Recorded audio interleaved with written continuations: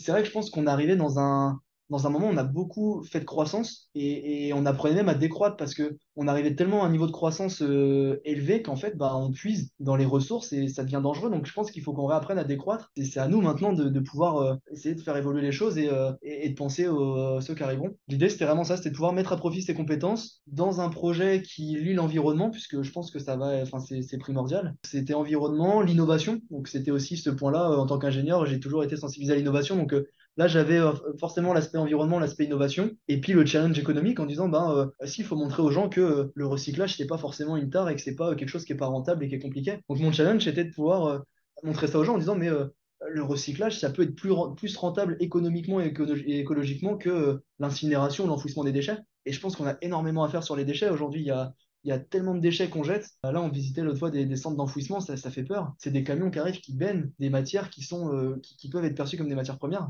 Il suffit juste de trouver les techniques, de les faire passer à l'échelle pour que ce soit rentable. Et puis, demain, on n'est plus obligé d'enfouir ou d'incinérer. Et on n'est même plus obligé de recréer de matière, puisqu'il y en a tellement qu'on détruit déjà qu'on pourrait réutiliser. Donc, c'est vraiment ça le challenge. Et ce qui était assez flippant quand je me suis lancé, c'est que tout mon modèle, il collait pas au modèle classique. C'est-à-dire que quand des fois j'allais dans des formations, on me disait, mais ça va pas marcher, ça va pas être rentable, c'est pas rentable, ça va pas aller. Et ça m'a forcé justement à me retrouver confronté à chaque fois à ces murs, à me dire, mais si, il faut que je trouve une autre solution, une alternative. Parce que forcément, l'entrepreneuriat, c'est un saut en parachute, mais sans parachute. Donc, on saute de l'avion, puis on doit vite trouver des solutions pour survivre. Donc, ça a été un peu. Et Churchill le dit très bien, il dit la réussite, c'est d'aller d'échec en échec sans perdre son enthousiasme. Et c'est exactement ça, en fait. Je suis sorti de l'école et je me suis dit, bah voilà, je sais où je veux aller, mais j'ai un chemin avec plein d'obstacles. L'entrepreneuriat, c'est ça, c'est de dire, bah voilà, j'ai un mur. Et je pense qu'il faut s'y retrouver confronté parce que c'est le fait d'être devant ce mur qui vous permet d'améliorer votre modèle pour arriver en fait à un modèle un peu perfectionné et qui fonctionne.